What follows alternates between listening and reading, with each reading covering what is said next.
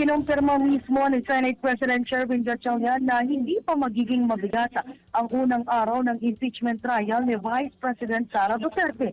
Ayon kay Senate President Gatchalian, pagtutunan muna ng impeachment o ng Senate Impeachment Court ang mga preliminary matters kabilang pagbibigay ng pagkakataon sa House Prosecution Panel at Defense Team na ihayag ang kanilang opening statements.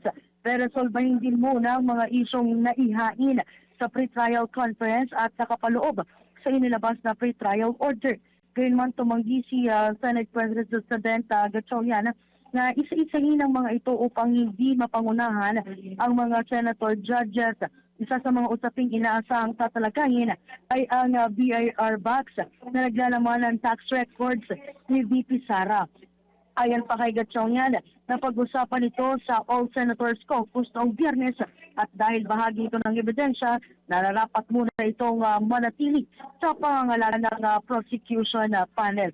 Sa ngayon, wala pang katiyagan o kasiguraduhan kung haharap nga ba si Vice President Sara Duterte sa impeachment court, pero may mga balita na haharap siya at may mga balita rin na hindi siya haharap. So aantabayanan natin kung haharap na ba si Vice President Sara Duterte ngayong araw.